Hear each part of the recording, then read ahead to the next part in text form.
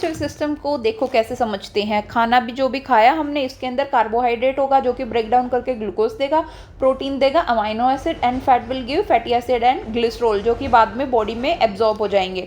जो भी हमने खाना खाया उसके अंदर तीनों चीज़ अगर होंगी, carbohydrate, protein and fat, for example हमने एग खाया तो उसका जो कार्बोहाइड्रेट का डाइजेशन होगा 30% का माउथ में ही हो जाएगा, जिसके अंदर सब मैक्सिलरी एंड सबलिंगुअल और पैरोटिड तीनों ग्लैंड अपना सिक्रीशन देंगी जिसको सलाइवा बोलते हैं, जिसके अंदर sodium, potassium, chlorine, HNO3 and enzyme salivary amylase and lysozyme होता है। इसके पीएच होती है 6.8 एंड इसके बाद खाना जाएगा किसके अंदर, ईसोफेगस की परसिस्टेलिस मूवमेंट से खाना जाएगा स्टमक के अंदर। इसके भी स्टमक के अंदर 3 लेयर होती हैं, 3 पार्ट्स होते हैं, fundus, cardiac, body and pyloric.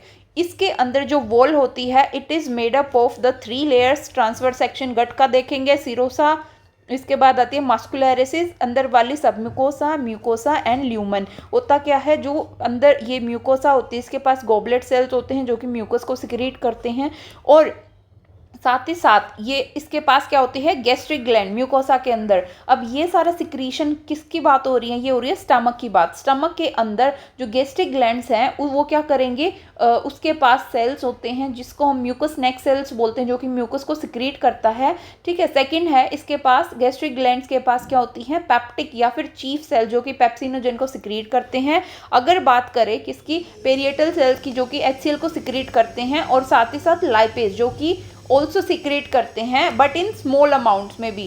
क्या, ये सारे सेल्स गैस्ट्रिक ग्लैंड्स, इनके पास सेल्स होते हैं, ये अपना सिक्रीशंस देते हैं। अब होगा क्या, जो कि पेप्सिन सिक्रेट करा है वो इसी के द्वारा, जो पेरिएटल सेल्स ने जो HCl सिक्रेट करा था इसके साथ रिएक्ट होके एक पेप्सिन एंजाइम को एक्टिवेट कर देंगे।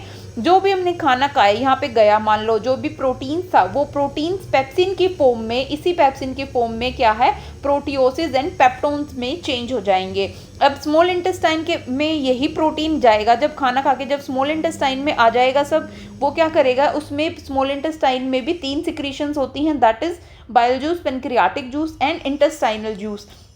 बाइल जूस क्या है, ये जो लीवर है ये लीवर बनाता है बाइल जूस, और की स्टोर्ड होता है गॉल ब्लैडर के अंदर। अब ये जो गॉल ब्लैडर है ये अपनी सिक्रीशंस देगा यहाँ पे स्मॉल इंटेस्टाइन में।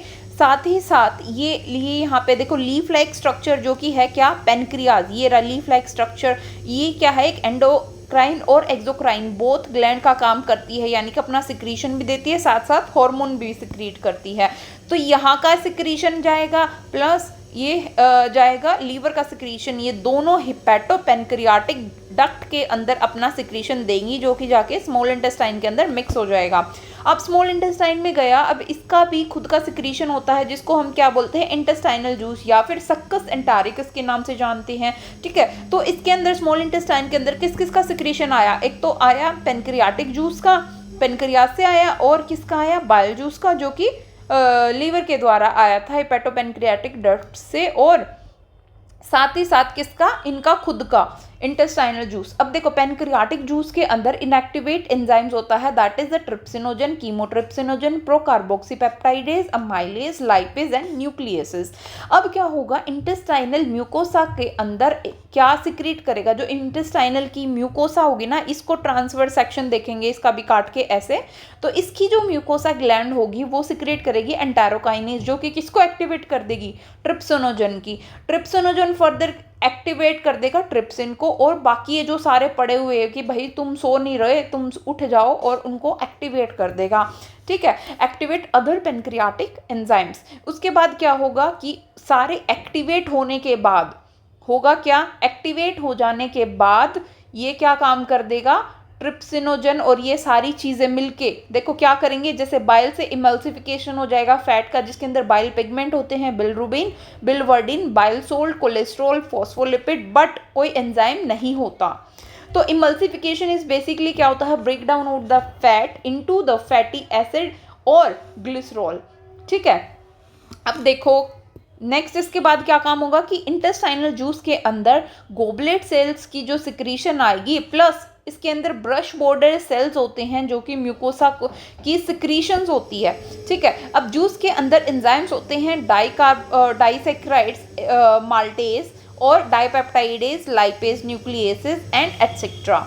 ये जो एंजाइम्स क्या काम करेंगे, जैसे हमने यहाँ पे ये जो यहाँ की डाइजेशन देखा कि क्या स्मॉल इंटेस्टाइन के अंदर जो बाइल जूस और ये थे, ये क्या काम करेंगे, ये फॉर्म कर देंगे क्या, पेप्सिन, प्रोटियोसिस। और ये जो स्मॉल यानी कि प्रोटीन्स का डाइजेशन कैसे हुआ था, ये प्रोटियोसिस जो पेप्टोन से बना दिए थे। अब ये जो डाइपेप्टाइड्स होते हैं ना, डाइपेप्टाइड्स जो बन गए हमारे पास, तो डाइपेप्टाइडेज जो कि सक्कस एंटेरिकस ने रिलीज करे थे क्या एंजाइम्स, दैट इज डाइपेप्टाइडेज, ये कन्वर्ट हो जाएगा अमाइनो एसिड्स में, और माल्टोज कन्वर्ट हो जाएगा with the help of maltase, that is in glucose and glucose. Lactase will convert into glucose and galactose with the help of lactase, and this sucrose will convert into the glucose and fructose with the help of sucrase. Nucleotide with the help of nucleosidase will convert into nucleoside.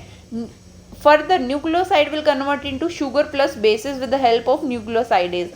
Di and monoglycerol with the help of lipase will convert into fatty acid and glycerol. That was all about your digestion. फिर digestion होने के बाद क्या होगा, ये यहाँ से small intestine से लार्ज इंटेस्टाइन के अंदर मैटर चला जाएगा। अब लार्ज इंटेस्टाइन में क्या है, डाइजेशन का बहुत ही कम रोल होता है, जबकि एब्जॉर्प्शन का ज़्यादा होता है।